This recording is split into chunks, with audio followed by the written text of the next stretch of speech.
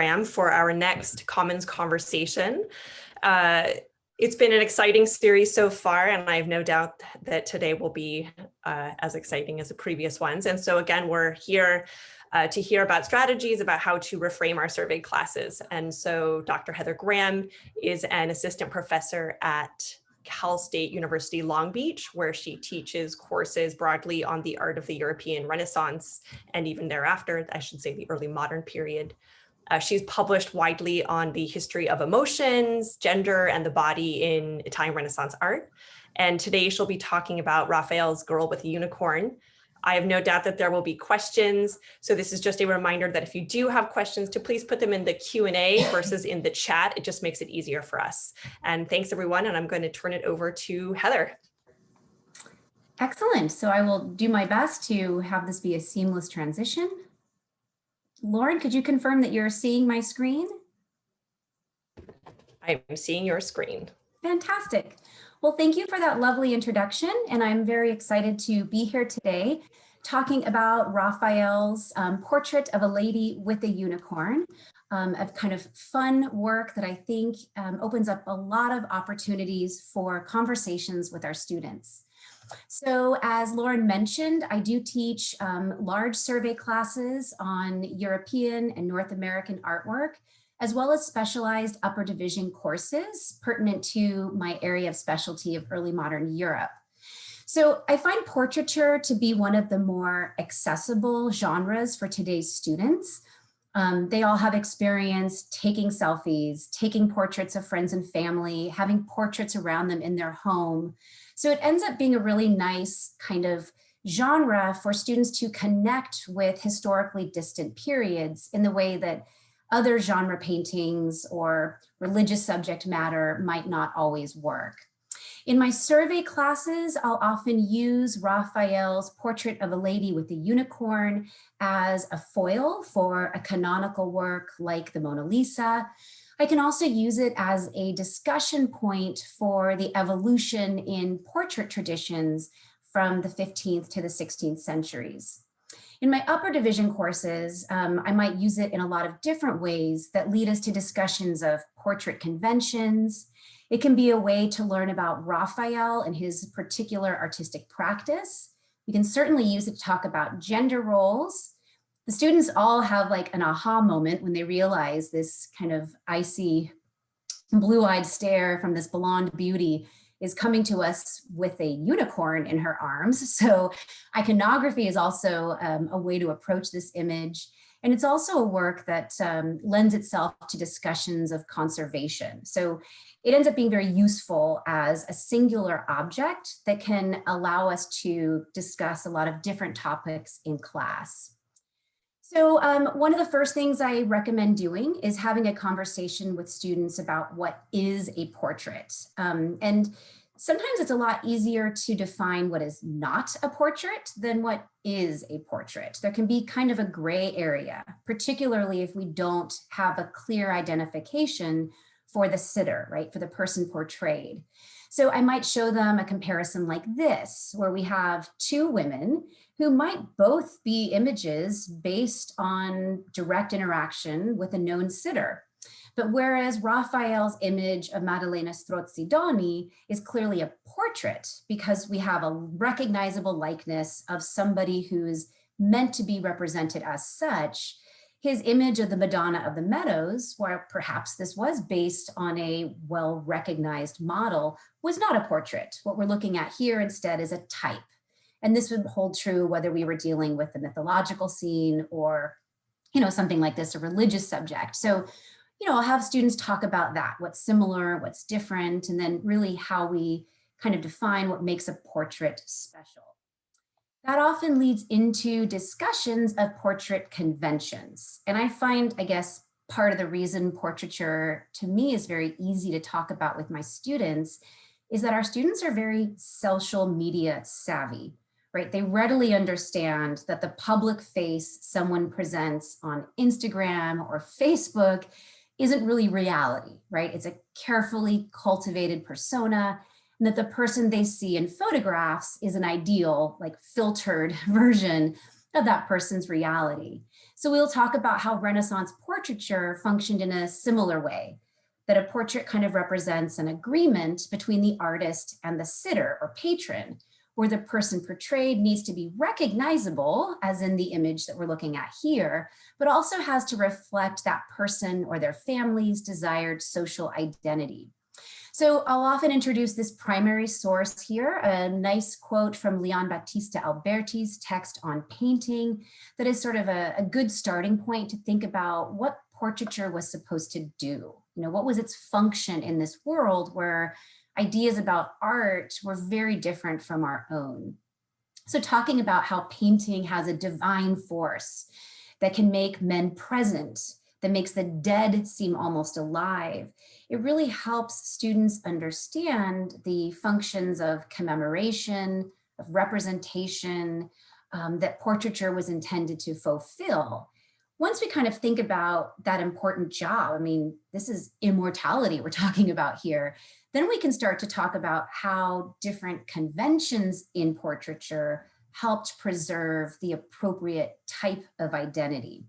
We'll talk about how portraits did different things for men and for women. So, you know, generally speaking, portraits tended to show sitters with ideal qualities for their sex, right? So men, this means having a certain gravitas, a sense of virility, establishing a sense of dominance.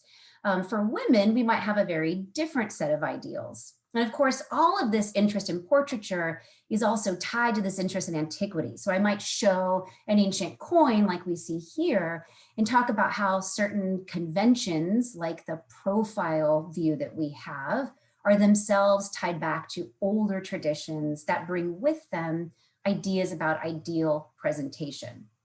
So, you know, in this talk, we're focusing on Raphael's portrait of a lady. So I'll often start a conversation about later Renaissance portraiture of women by looking at earlier portraits, like this image here by Pisanello. Pisanello was one of the most highly sought after portrait artists of the 15th century. And indeed, we'll see that some of the best painters, or what we might qualify as the best for certain, I guess, problematic ways, were also portrait painters. So if you wanted to have yourself represented, and this is where I'll talk to students today about, you know, if you were working with a company to help brand you or your product, you want to hire the best, right? You want your PR firm to be the best. So Pisanello was someone recognized during his own time as really capable of capturing an ideal identity for a sitter. And portraits of women are going to display ideal feminine virtues, which were primarily focused around the 3 points I see here: chastity, obedience, modesty. This is probably the earliest surviving Italian portrait of a woman. So it makes a nice starting point. We see Ginevra d'Este here shown in that profile view, borrowed from antiquity. Her hair is tied up. Her body is very modestly covered in this costly cloth. If we compare this image, as I would in class, to something like Raphael's portrait, we can use this comparison as a way to talk about how compositional choices for portraiture develop over time. What kind of different experience do students or viewers get when they're able to make eye contact with a sitter versus having someone be more socially distant, as we see in the profile view? It's a new way of engaging with the person portrayed. We can also talk about, through a compare and contrast exercise, things that stay the same over time. For example, ideals for femininity, including chastity, obedience, and humility, they might be communicated through different visual strategies over time, but they remain important. And so things that we see in these works, like the contained bodies of these women, neither of them are gesticulating wildly. The way their hair is tightly constrained, the way their bodies are adorned in costly cloth might be signs for us about who they are. Like the unicorn, which we will get to, that students seem to really like discussing. So, you know, iconography, right? This is where we can move our discussion to questions of iconography, symbolic subject matter incorporated to help us understand the sitter in a particular way. And of course, I turn again to the world of public media. right? We recognize what product placement is when we're watching TV and movies.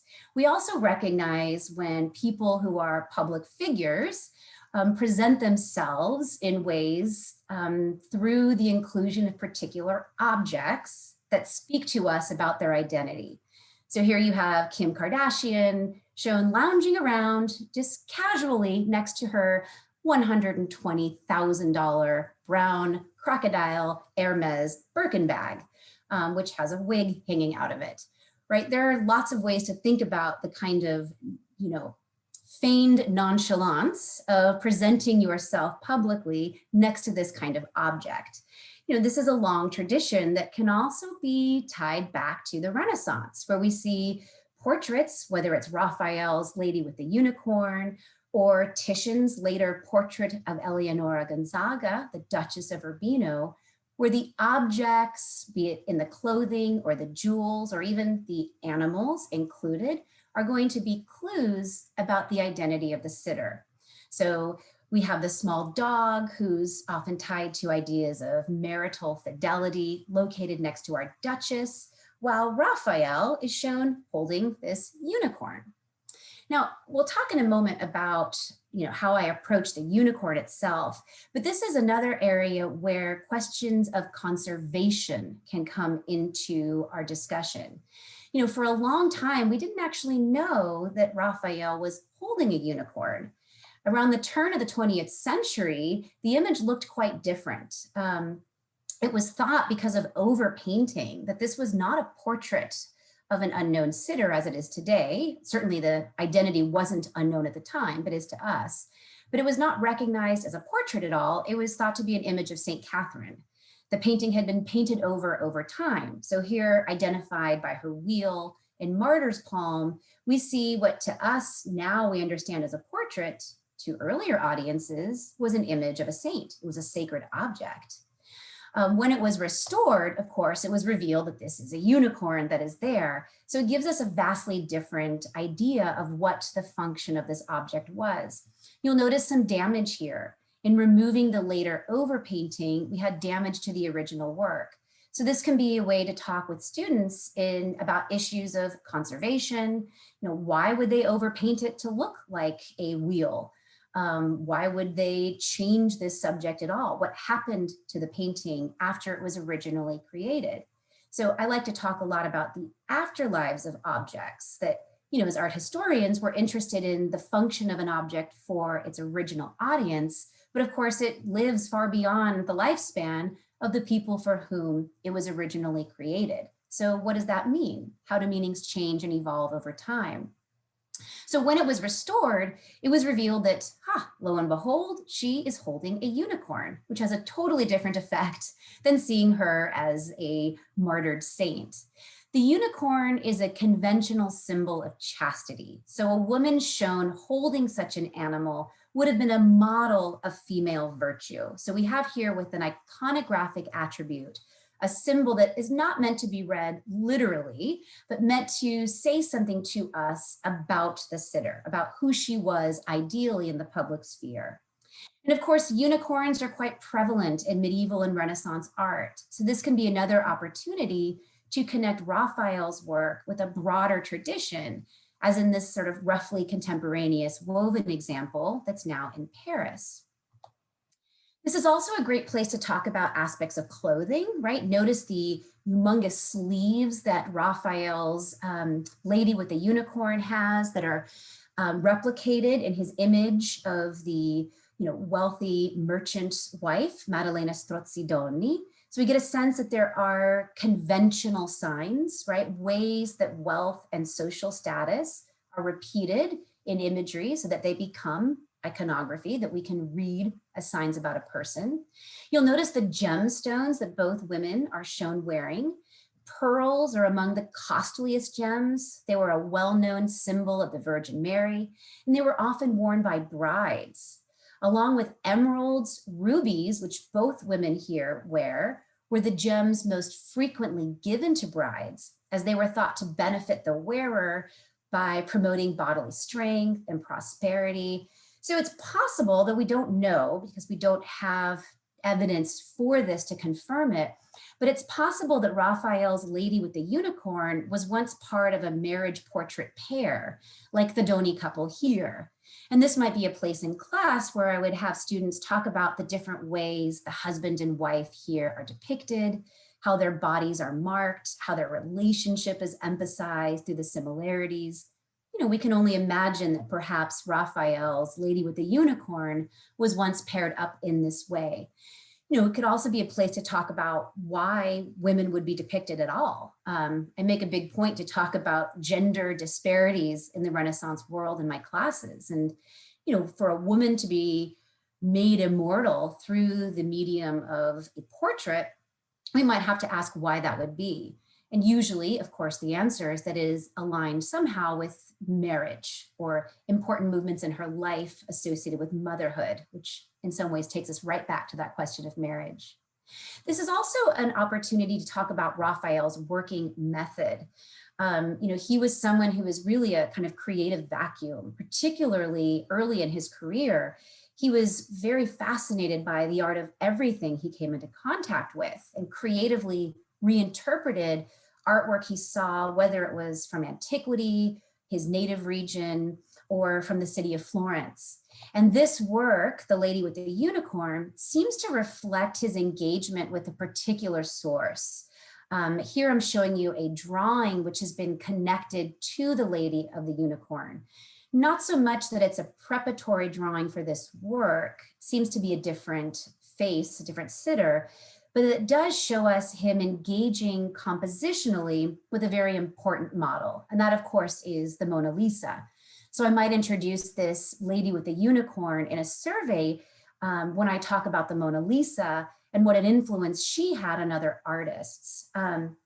One thing you'll notice, well, he borrows a lot from Leonardo's composition, the arrangement of the body, the figure's placement before kind of a balcony.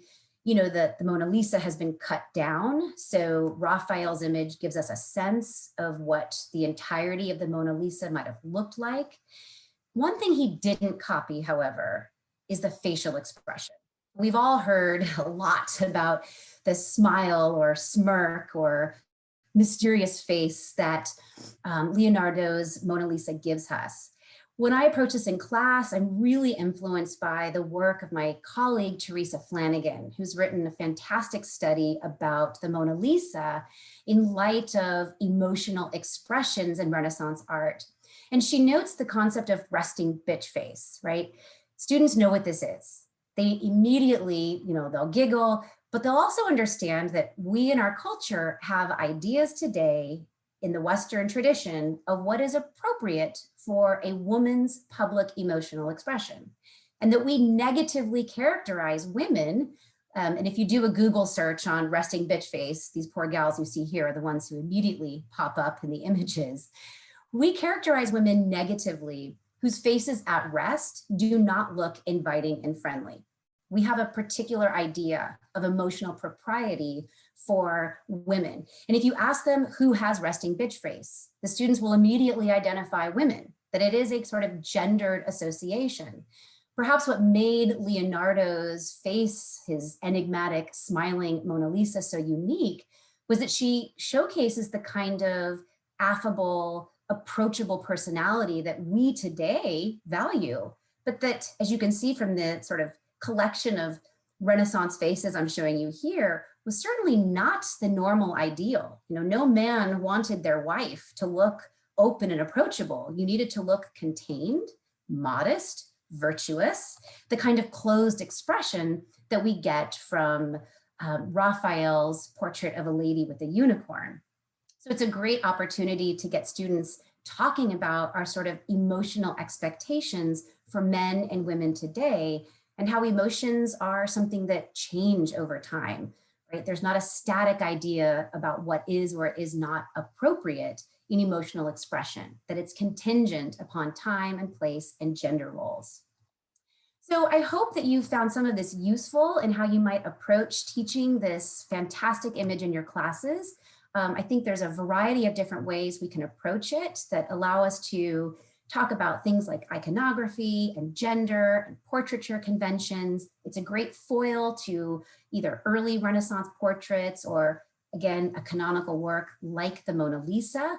And of course, it's by Raphael, and it's frankly a really beautiful work of art to get to talk about. So just that in itself makes it an exciting piece to share with your students. So thank you, and I will end my presentation. I will try to end my presentation. There we go.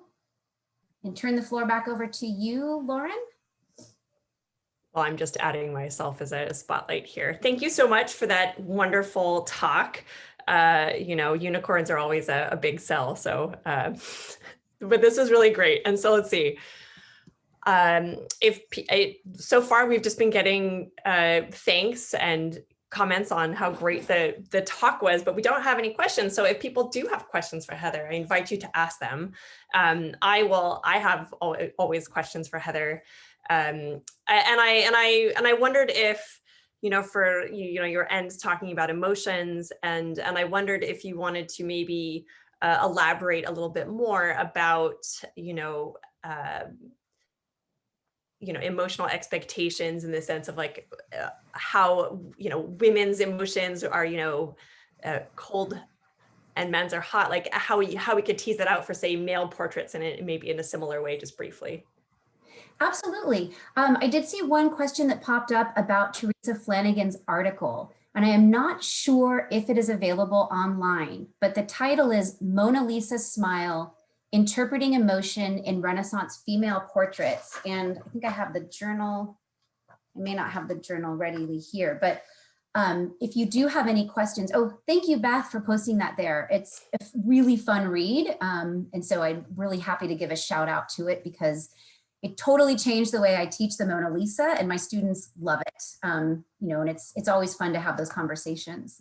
So in answer to your question, yeah, I think, one of the things that I like to introduce through this idea of emotional comportment is that even images that seem to not evince a lot of emotional expression, right, that seem to us to be emotionless, were actually, arguably understood in the early modern era to be a type of emotional expression, but an expression of control and reserve. And that in this world where your emotions were largely understood as products of humors, right, the movements of fluids in your body, to be an ideal person was to be in equilibrium, that any kind of extreme emotional expression could be sort of like an indicator that you were somehow out of balance or out of control of your own humoral disposition. And that there are certain emotions that are considered appropriate by gender, certainly, also by experience. So I'm interested in grief, right? There's times when it's appropriate to grieve. But you shouldn't do it too much because you don't want to suggest you have some sort of lack of control.